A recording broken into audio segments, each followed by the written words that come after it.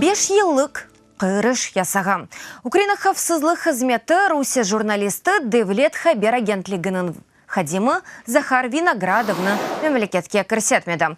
Малюматны СБУ спикері Елена Гитлянская таздықлады Виноградов экибин 6 сенесінден башлап, он бір сенесіне қадар Украинада РИА Новости темсилжелігінде реберлік япты. Сонра есе Москваға көчті өз материалларында Русия тәшвиқатшысы журналист стандартларыны аселет бозып, Украина вазиеті қында янлыш малюматны береді. Оның ади белағаты Киев мерkezінде нацистлер, Русия киевлері Украина ғарпның хамал комшутысы.